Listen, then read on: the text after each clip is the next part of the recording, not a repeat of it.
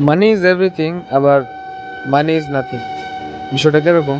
কারো কাছে অনেক টাকা আছে, অনেকে বলে আর কি, ওই যে টাকা থাকলে কি না পাওয়া যায়। আসলে টাকা থাকলে দুনিয়ার সবকিছু পাওয়া যায়, কিন্তু যেটা দেখা যায় না টাকা দিয়ে ওইটা পাওয়া যায়। আর অনেকে বলে টাকা থাকলে কিসের দুঃখ, কিসের চিন্তা, আবি-যাবি। এসব আসলে আমি মনে করি যে চাইল্ডিশ কথাবার্তা। কারণ হচ্ছে উন্নত রাষ্ট্রের ভিতরে যেমন জাপান ধরো, ইউরোপে এনি কাইন্ড অফ জায়গা ধরো, ডেইলি সুইসাইড করতেছে। কি কারণ? তাদের কি অভাব ছিল টাকার? তারা উন্নত রাষ্ট্রের লোক, কাজ করে, ভালো টাকা ইনকাম করে। তাদের কিসের অভাব? কিন্তু আমাদের বাংলাদেশে এরকম কোনো জায়গা নাই যে তুমি ওই জায়গায় যাও। যেমন আমি তোমার এক্সাম্পল দেই, জার্মানিতে এমন একটা ফরেস্ট আছে, সুইসাইড ফরেস্ট নামে সবাই চিনে।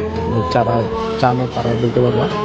তো ওইখানে গিয়ে সুইসাইড ফরেস্ট, তোমার যদি মরতে মন চায় তুমি রাস্তাঘাটে না মরে তুমি ওই সুইসাইড ফরেস্টে গিয়ে নিজের জীবন নিজে দিয়ে দাও। তো আমার কথা হচ্ছে, একটা উন্নত রাষ্ট্রের নাগরিকের কি এমন অসুখ হইতে পারে যে তার নিজের জীবনটা দিতে হয়? তাদের কিসের অভাব? তাদের কিসের টাকার অভাব? তারা তো রিচ প্লাস রিচ, মানে এটাই বললাম যে সুখটা দেখা যায় না ওইটা টাকা দিয়ে কিনা যায়। ঠিক আছে, আর যেটা দেখা যায় গাড়ি বাড়ি, হ্যাঁ, সয় সম্পত্তি, মানে এর ভিতরে হাজার যে যার কারণে এগুলো টাকা দিয়ে কিনা যায়, যেগুলো দেখা যায় না ওগুলো টাকা দিয়ে কিনাও যায়।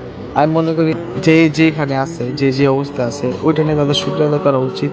অ্যান্ড হচ্ছে যে মানুষের অন্যের সুখ দেখা নিজেকে অসুখী ভাবা, এটা হচ্ছে সবচেয়ে বড় বোকামি।